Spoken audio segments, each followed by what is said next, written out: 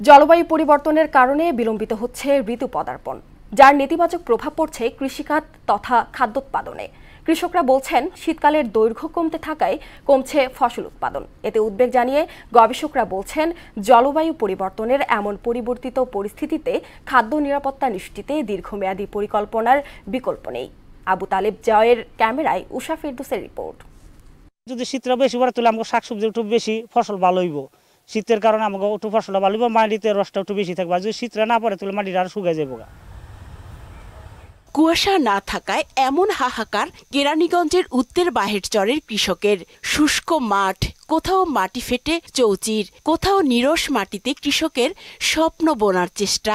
জলবায়ু পরিবর্তনের গল্প হয়তো কৃষক জানে না, তবে শীত কমতে থাকায় প্রতি বছরই ফলন কমছে বলে জানান তারা। অনেক কমে গেছে, আগের থেকে অনেক ফসল কমে গেছে। শীত বেশি বললে আবার এই পানি লাগলো নইলে পানি বাদ দিয়ে আমরা করতালা মিলে ফসল এই যে লাউ গাছ করছি দেখেন না মইরা যেতেছে গা রসের অভাবে। পানিও নাই, মনে করেন সার কি লেগে নষ্ট এটা আমরা কইতে পারি না, বুঝেন না। এটা মাটি পরীক্ষা করলে বোঝা যাবে। বাংলাদেশ মেটেরিওলজিক্যাল ডিপার্টমেন্টের রিপোর্ট অনুযায়ী দেশের গড় তাপমাত্রা গত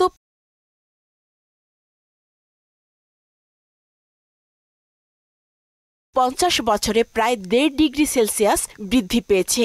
এতে বদলে গেছে শীতকালের রূপ, যার সরাসরি প্রভাব পড়ছে কৃষি খাতে।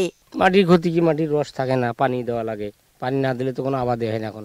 আর শীত পড়লে গাছের শক্তিটা বাড়ে বেশি, মাটির রস থাকে। মাটি আগের মতন শক্তিশালী নাই, মনে করেন মাটির টেম্পার কমে যাচ্ছে। জলবায়ু পরিবর্তনের বিরূপ প্রভাব থেকে মুক্তি পেতে ভূমির সহনশীলতা বাড়ানো সহ ভবিষ্যৎ কর্মপন্থা নির্ধারণ করার পরামর্শ দিয়েছেন বিশেষজ্ঞরা।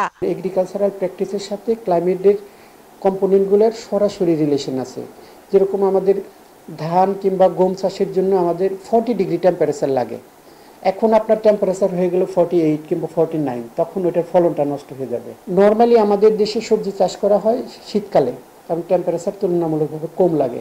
40 কিংবা 42, 30, মানে যেটা লিভস আমাদের ভেজিটেবল হিসেবে ব্যবহার হয়, এটা খুব দ্রুত নষ্ট হয়ে যাবে প্রচণ্ড টেম্পারেচারে। তাহলে এই টেম্পারেচার বেড়ে যাওয়ার কারণে ভেজিটেবলের উপর সরাসরি প্রভাব পড়ছে। বাংলাদেশ কৃষি গবেষণা কাউন্সিলের তথ্য অনুযায়ী খরার কারণে দেশের উত্তর পশ্চিমাঞ্চলে ফসল উৎপাদন কমে গেছে গড়ে 25%। শীতকালের ব্যাপ্তি এবং তীব্রতা দুই কমেছে বাংলাদেশে।